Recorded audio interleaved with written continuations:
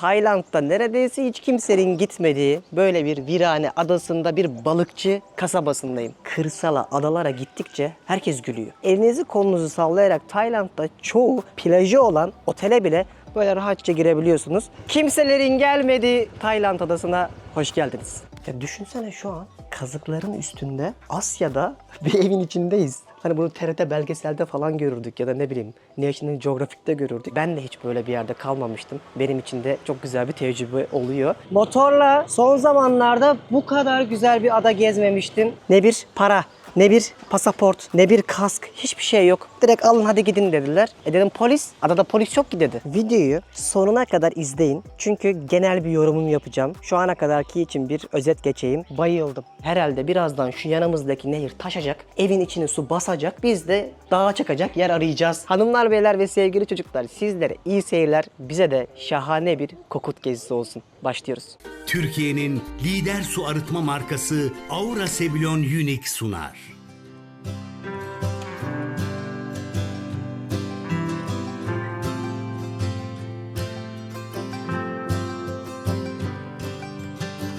I never thought that I would miss you like I miss you now. Maybe I have gotten used to.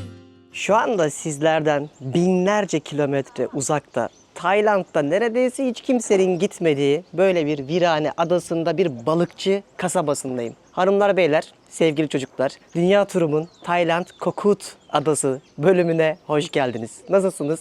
Umarım her şey harika geçiyordur. Biz dün buraya bir önceki bölümde sizlere anlattığım üzere Tayland'da daha önce hiç gitmediğim ve pek de bilinmeyen adalar serimizin Koh Samet kısmını anlatmış. Oradan yolculuğa çıkıp buralara kadar yaklaşık 10 saatlik bir yolculukla ulaştığımızı belirtmek istiyorum. Kamboçya sınırına yakın bir bölgede bulunan bu Kokut Adası benim çok uzun zamandır listemdeydi ama gelmesi meşakkatli olduğu için hep böyle erteliyordum. Ama bu sene dedim ki bütün eksik kalan puzzle'ın parçalarını tamamlayıp, ki önceden de Koh Lipe, Koh Samet gibi adaları size göstermiştim. Onlara da ilk defa gidiyordum. Çünkü herkes Tayland deyince Phuket, Bangkok, Pattaya, Koh Samui'yi böyle standart yerleri biliyordu. Hani ben bunların hepsini harmanlayıp size bir kıyaslama da yaparak videolarımı hazırlamak istiyordum. Çok zor geldik buralara. 8-10 saatlik yolculuklar yaptık Koh Samet'ten. Ama bu ülkenin en büyük 4. adasının bütün o coğrafi ve tabiat güzelliğini size göstermek için sabırsızlanıyorum. 3 gün kalacağız burada. Muhtemelen siz tek bir bölüm izleyeceksiniz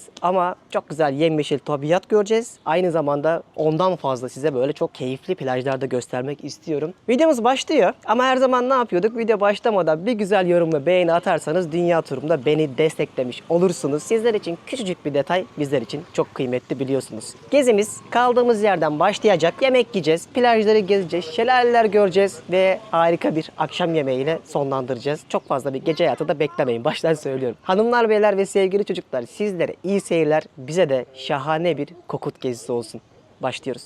Gezimiz Aura Sebilon su arıtma cihazlarının desteğiyle başlıyor. Ülkenin en büyük 4. adasındayım. 7000 tane ada içerisinde aslında çok az bilinen yerlerden bir tanesindeyiz. İnsanlar böyle küçücük, bakın, evlerde yaşıyorlar ve kazık üstünde bir köydeyiz şu anda. Ve ilginç bir şey söylemek istiyorum size. Burada konaklayacak yer bulamıyorsunuz. Çok şaşırdım buna. Yani son böyle birkaç yer kalmıştı. Zorla başımızı sokacak bir yer tuttuk ve şurada kalıyoruz. Bu kasabanın içerisinde böyle hani tropikal bir yerdeyiz ama ormanların olduğu, denize sıfır bir yer ne yazık ki bulamadık ki şuraya bile gecelik 150 dolar mı ne ödedik yani, düşünün. Hiç böyle bir yer beklemiyordum bu açıdan. Baştan sizi uyarmış olayım. Hadi gelin sizi önce kaldığımız yerde nasıl bir ortam var onu göstermek istiyorum. Bak, geldik. Bir kere hayatım boyunca benim de daha önceden hiç tecrübe etmediğim bir şey söylemek istiyorum. Düşünsene, Güneydoğu Asya'da bir ülkedeyiz şu anda. Kazıkların üstünde yaşayan insanları hani o belgesellerde görürdük ya.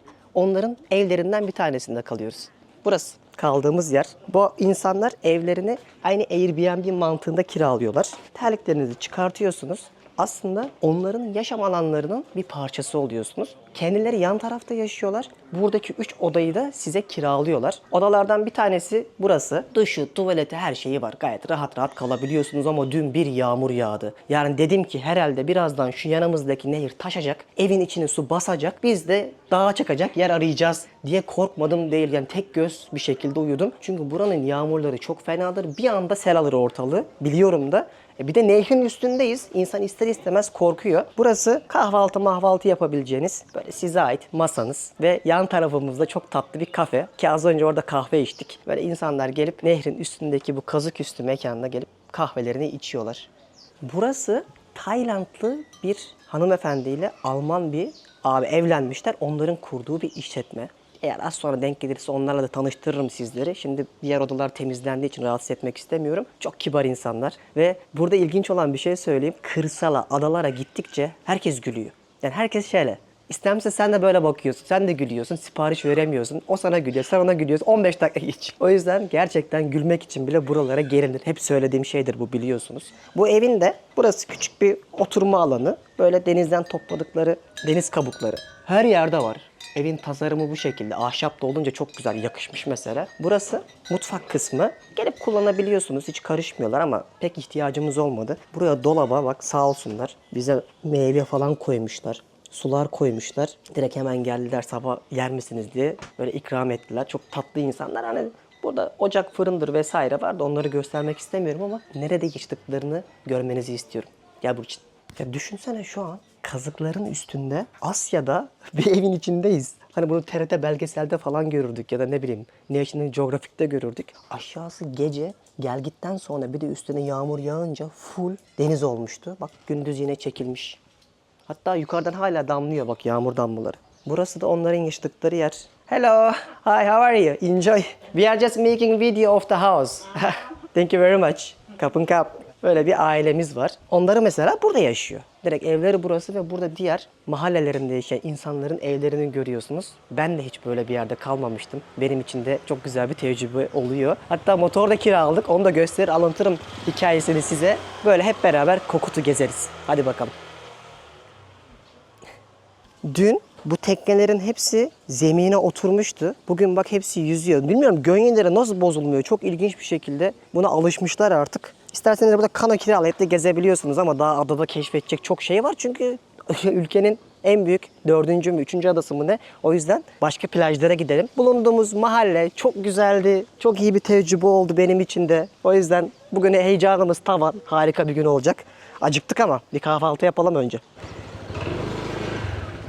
Kimselerin gelmediği Tayland adasına hoş geldiniz. Merhaba Deniz Bey, motorunuz çok güzelmiş. Ne iş yapıyorsunuz? Ya şu motoru nasıl kiraladık biliyor musunuz? Otele yerleştikten sonra dediler ki motor da lazım olur mu size dediler. Evet dedik. Yan komşusuna gitti. Motorun var mı dedi. Var dedi boşta. Motoru verdiler. Ne bir para, ne bir pasaport, ne bir kask. Hiçbir şey yok. Direkt alın hadi gidin dediler. Dedim polis. Adada polis yok ki dedi. Bakın keyfinize dedi. Hiçbir şey olmaz deyip 32 diş gülüp motoru bize verdiler. Öyle bir adadayız işte. Her şeyin bırakıldığı, herkesin hiçbir şey düşünmediği bir yer burası. Köyümüz böyleydi. Şurada kalıyorduk yan tarafta zaten. Şimdi buradan motorumuza binip adayı keşfedeceğiz. O zaman başlansın. Much longer you could walk around and wonder why it gotta be you. Tell me that it ain't true. What's happening to me? Can't nobody see you. A couple steps but in slow motion now. Couple distant in oceans like that. Thought that it would heal you but it's poison now. I thought I lost it.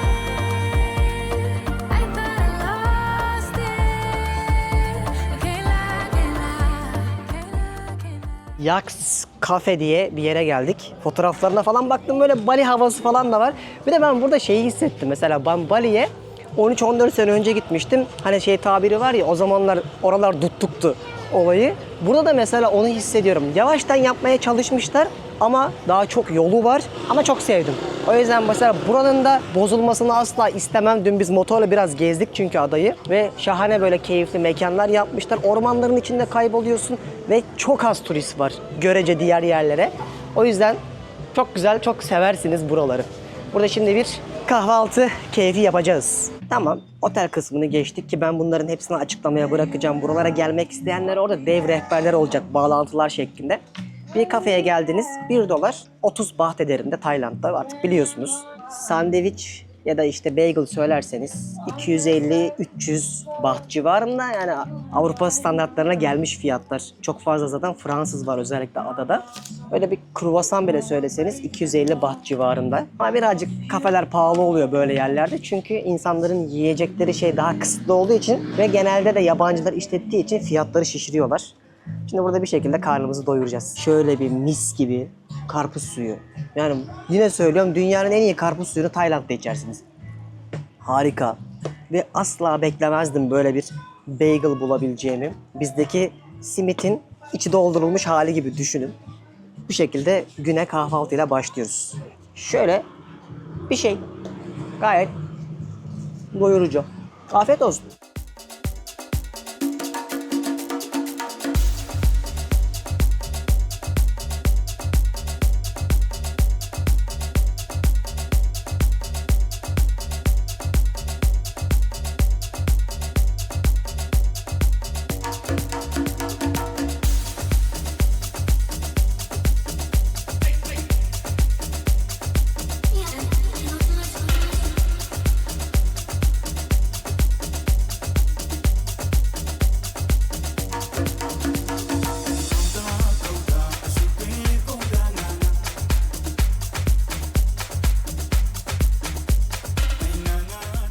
Şu yolun güzelliğine bakar mısınız?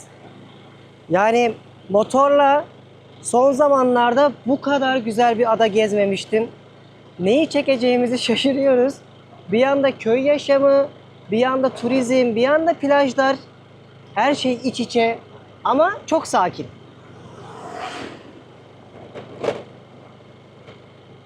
Şelaleye gittiğimiz yolun güzelliğine bakın. Adada böyle bir dünya şelale var. Şimdi bir tane güzelini seçtik. 15 dakikadır böyle yollardan geçiyoruz. O kadar dik ki frenler tutmuyor. Hiç sevmem böyle dik yerden inmeyi, çünkü motordan düştüm ya. Aynı kareyi hatırlatıyor bana. Manzara. Yok, çok iyi. Gerçekten çok iyi. Yani resmen ormanın içinde motorla geziyoruz. %70 yağmur ormanıyla kaplıymış adanın. O yüzden sürekli bir ormandasın. Ve insanların yaşadıkları evlere bak. Aslında herkes burada tenekeden evlerde yaşıyorlar. Baksanıza.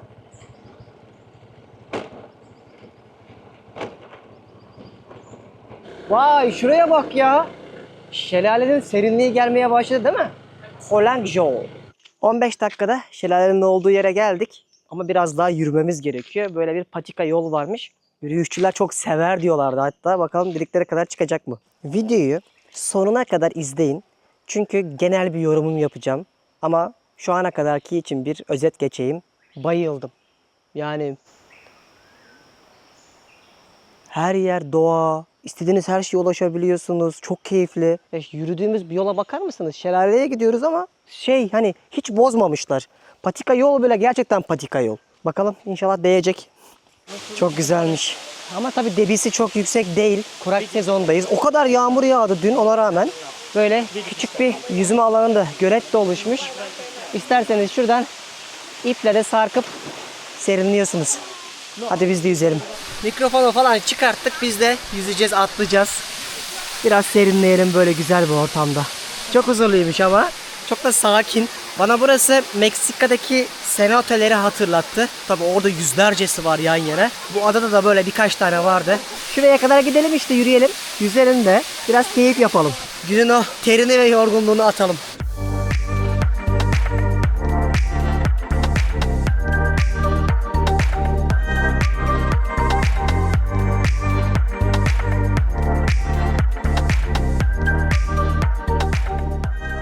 Böyle çok sakin yerlerde yüzmek oldukça keyifli olur. Bu adanın da zaten en sakin ve dingin yerlerinden biri burası diyorlardı. Şöyle bir yarım saat yüzdük. Kendimize geldik. Tabiatın keyfini çıkarttık. Yağmur ormanlarının o mucizevi göğe doğru yükselip sarmaşıklaştığı hallere şahit olduk. Hadi tekrardan plajlara artık dönelim. Şimdi yaklaşık 10 dakikalık bir motor yolculuğundan sonra Bangbao'daki buranın en ünlü plajına geldik. En iyi burası diyorlar.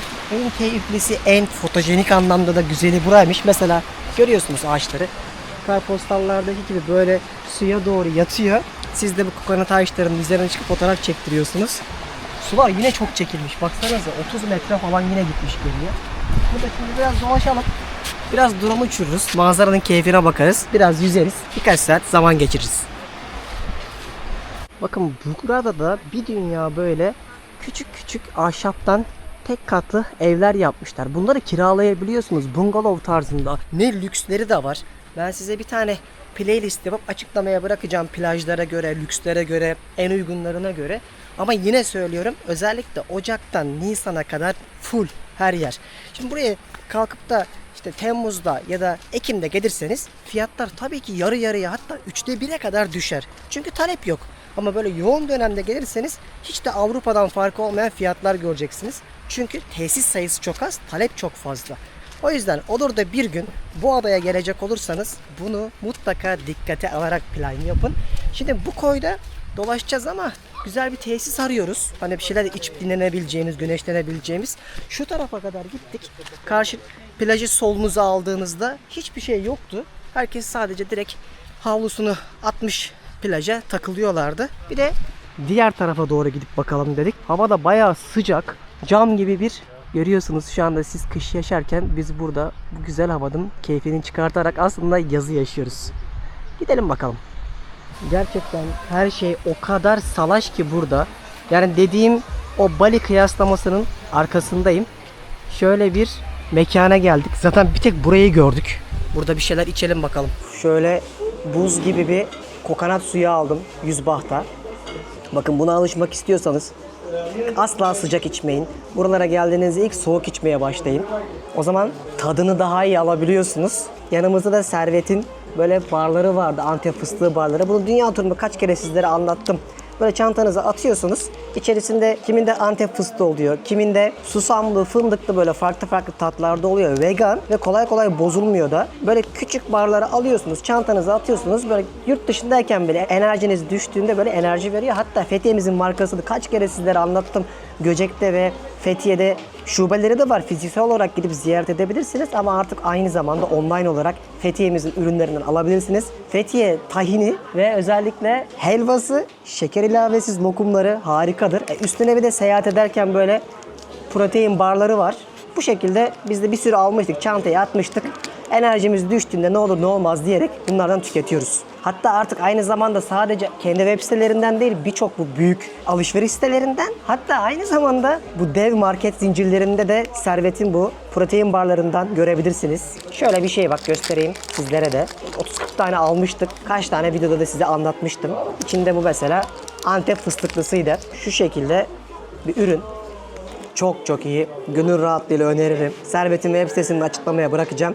Dünya Turu da sponsor oldukları için teşekkürler. Hadi bakalım bulunduğumuz koy nasılmış? Biraz da size görsel olarak burayı göstereyim.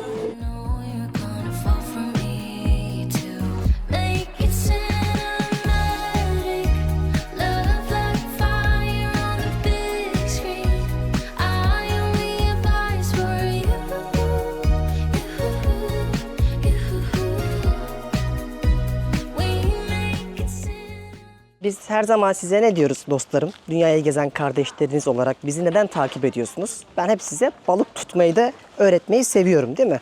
Yani sizler de gezin istiyorum. O yüzden gezi rehberi hazırlıyorum. Bu kadar zaman harcıyorum, bu kadar tek tek geziyorum, size rota çıkartıyorum. O yüzden bu gezinde de biraz onu anlatayım. Ana karaya geliyorsunuz. Koh Prenses falan diye, şimdi şuraya ekran görüntülerini koyarım. Oradan kalkan feribotlar var. Bu feribotlar 3 yere gidiyor. Kohçang, Kohmak ve Kokut diye. Bu 3 adaya farklı farklı seferler düzenliyorlar. Ama aynı zamanda bu adalar arasında da seferler var ki inşallah bir sonraki bölümde ben size bunu anlatacağım. Ama gelmeden online biletlerinizi feribot sitelerinden almanızı öneririm. Ben yine açıklamaya önerilerimi ve detaylarımı bırakacağım. Oradan bakın. Bunu neden söylüyorum? Yer bulamayabilirsiniz. Yanlış rota planlayabilirsiniz ve neyin nerede olduğunu idrak edemeyebilirsiniz. O yüzden aynı zamanda Tayland gezi videolarımın playlistini sıralı açıklamaya bırakayım ki bugün geldiğinizde benim buradaki adım adım gittiğim bütün adaları siz de rahatça gezersiniz. Çünkü onlarda da bunları anlatıyorum. Peki bu koyu beğendim mi? Hayır. Ben çok daha güzel bir koy bekliyordum. Hatta dün gittiğimiz koy nasıldı? Gideriz yine videonun sonuna doğru. Daha güzeldi değil mi? Sabahki abi demişti ki bu koy kesinlikle gelinmesi gereken bir koy.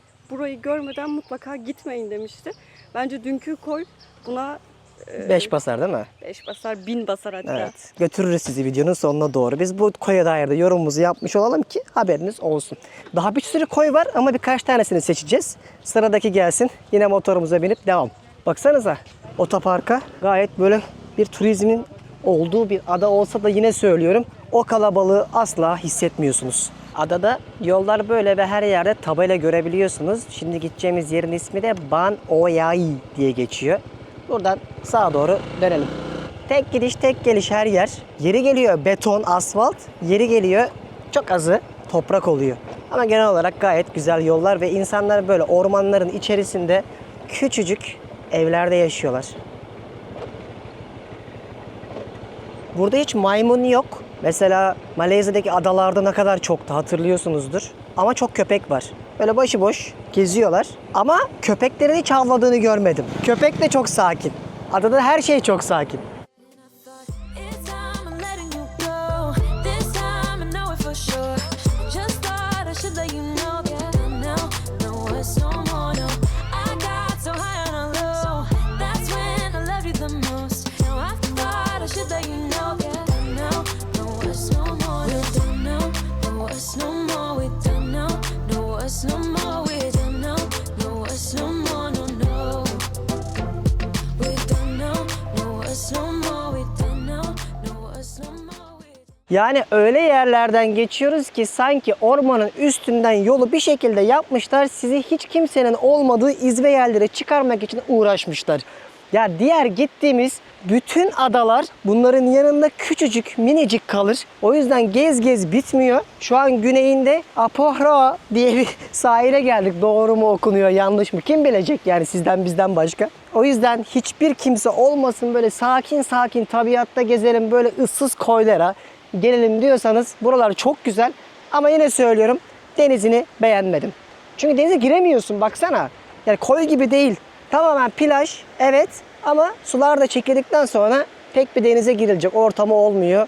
Lakin tabiat şahane. Tabii şunlar da olmasa çok daha iyi olacak. Ne yazık ki bu gelgitlerle beraber şu çöpleri birçok yerde görebiliyorsunuz.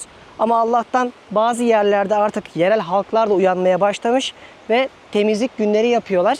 Haftanın belli günlerinde gelip bu çöpleri organize bir şekilde hem turistler hem yereller topluyorlar. O yüzden lütfen doğayı kirletmeyelim. Böyle farkındalığı olan projelerde de yer alalım. Biz Fethiye'de benzerini yapmıştık. Ben de katılmıştım hatta. O yüzden bunlar her zaman olacaksa eğer bu güzellikler bunların olmaması lazım. İşin matematiği bu kadar. Çocuklarınıza da lütfen doğayı koruyacak şekilde bu güzel mesajları verin. Bu videonun da mesajı bu olsun. Hiç kimse, hiçbir şey resmen bu plajlarda yok. Yani şu dibe bırakmıştık motoru. Hiçbir tesis görmedik. Sadece burada işte güneşlenen insanlar var. O yüzden buraların doğası öyle bir talan edilmemiş diğer çoğu Tayland adasındaki gibi. Hele motorla yolculuk yapmakta en keyiflisi. Şöyle bir yer geldik karşımıza. Bir girip bakalım.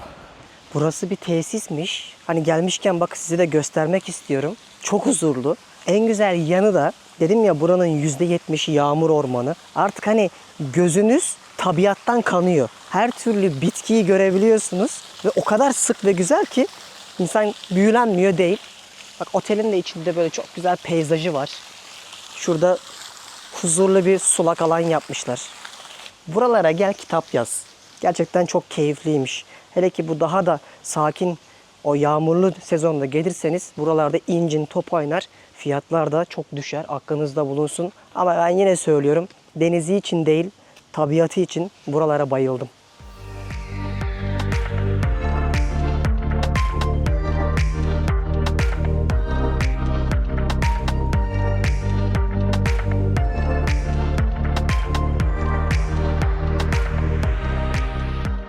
Şu anda yol kenarında durduk, benzin alıyoruz. Her şey böyle hayatın içerisinde. Bazen hatta şu benzinleri böyle pet şişenin içinde falan bile satarlar. Genelde de şişesi de 1 litre falan olsa 50 baht yaklaşık olarak. Petrol ofislerine göre daha pahalı olur. Ama aynı zamanda burası bir bakkal. Hatta aynı zamanda bir manav. Aradığınız her şeyi de bulabiliyorsunuz. Şimdi benzinimizi alıp gün batımı izleyeceğiz. Çok güzel bir plaja gideceğiz. Onlar böyle rahat yaşadıkça, düşünmedikçe, serbest böyle bıraktıkça tabiri caizse siz de onlara uyum sağlıyorsunuz.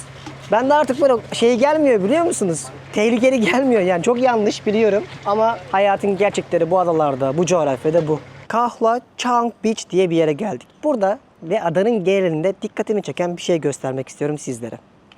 Bakın şu an bir resort'un girişindeyim. Hatta orada güvenlikler vardı. Çekmedim. Kimse size karışmıyor. Elinizi kolunuzu sallayarak Tayland'da çoğu plajı olan otele bile böyle rahatça girebiliyorsunuz. Burası da çok güzel otellerden bir tanesi. Gün batımı da aslında çok güzel oluyor. Tabii ki bulutlar olmazsa. Dün de buraya gelmiştik ama ne yazık ki bulut vardı. Bakalım bugün nasıl olacak. Hem burayı göstereceğim size hem de plajı. Hadi gelin. Burası da yine plaja sıfır bir yer. Böyle çok tatlı 2 katlı villaların olduğu tesislerden bir tanesi. Öyle ki bunların bazılarının günlüğü $600 falan. Size şöyle anlatayım. Bir sonraki bölümde izleteceğim inşallah. Nasip olursa gidince çekeceğim. Bunun yan tarafında Koh Chang var. Biz normalde burada da daha kalacaktık. Ama burada bir gece kalacağım paraya Koh Chang'da 4 gece çok daha iyi otelde kalabiliyorum. Çünkü burada yer yok. Ya burayı tam anlamıyla patlatmışlar. Hal böyle olunca da yine söylüyorum fiyatları şişirmişler.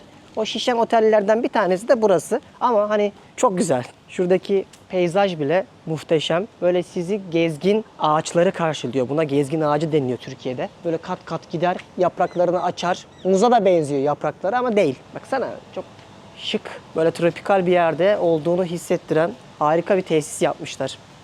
Ya bak ilginç bir şey daha göstereyim size. Tropikal yerde en sevdiğim bu gerçek bir bitki.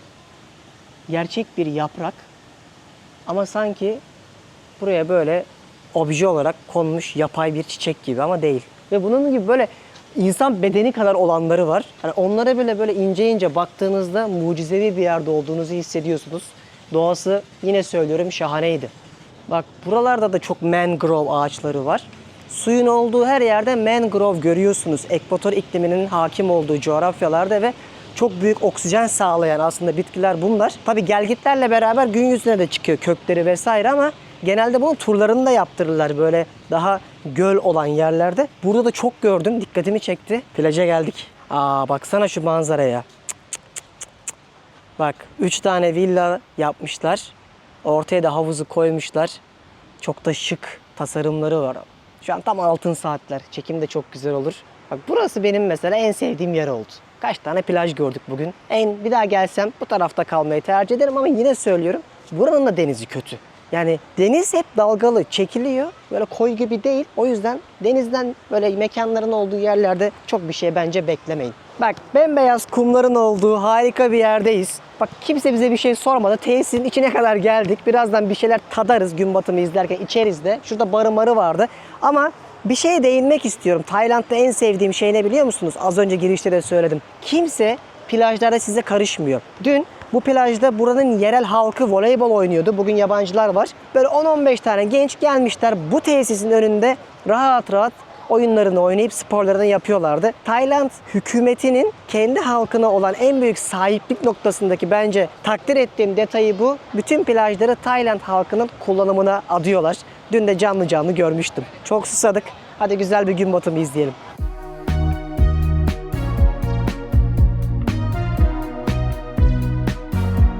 Baby, now we're strangers. Just two people in a crowded room.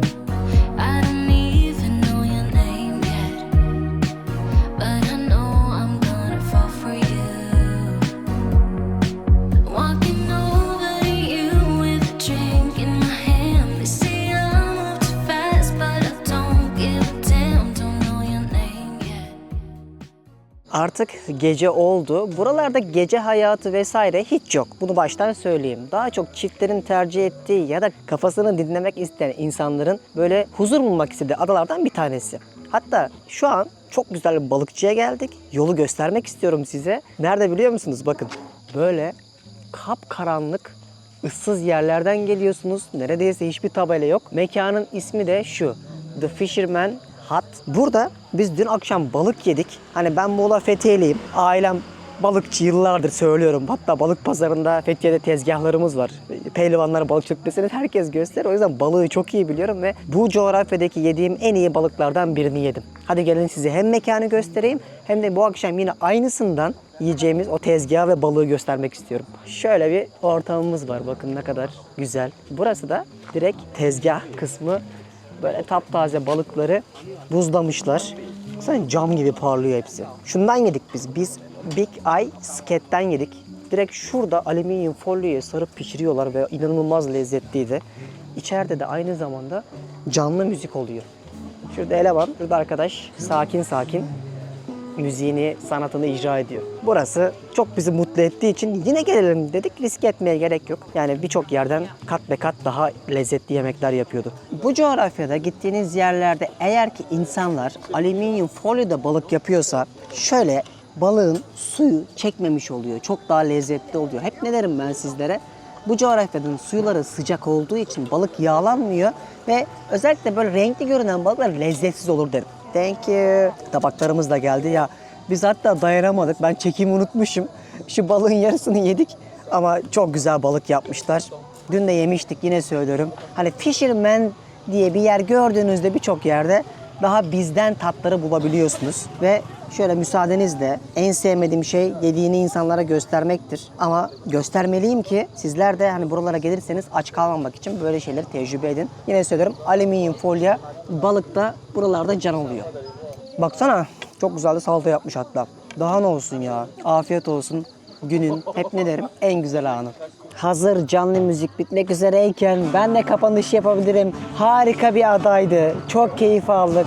Çok güzel yerler gördük. Bir daha bu adaya gelirim. Kesinlikle bunu net bir şekilde söyleyebilirim. Gezdiğimiz birçok ada içerisindeki bence en huzurlu yerlerden bir tanesiydi ve en rahat tatil yapabildiğimiz yerlerden bir tanesiydi. Gittiğimiz birçok yerde bazen ıssız hissettik çünkü kimse yoktu. Hatta konaklama konusunda o kadar isyan ettim ama ona rağmen adada hiçbir zaman kalabalık görmedik. O yüzden hanımlar beyler detayları açıklamaya bırakacağım. Hayatınızda eğer bir gün olur da Tayland'a gelmeye rotanızda nasip olursa buraları görmenizi öneririm. Ben çok beğendim. Özellikle tabiatı çok güzeldi. İnsanlar şeker gibi, el değmemiş, her şey harika. Niye acele ediyorum? Birazdan burayı kapatacaklar. Hatta arabalar çalıştı. Çünkü ışığı kapatacaklar, kapanışa yetişemeyeceğim ve yarın da başka bir adaya gideceğiz ki siz sonraki bölümde izleyeceksiniz. İnşallah sizlere de o bölümü de anlatabilirim. O yüzden izlediğiniz için teşekkür ederim. Bir sonraki bölümde Tayland'ın yine böyle çılgın bir yerinde görüşmek üzere. Detayları açıklamaya bırakacağım. Oradan bakarsınız. Hoşçakalın. Bay bay. Türkiye'nin lider su arıtma markası Aura Sebilon Unique sundu.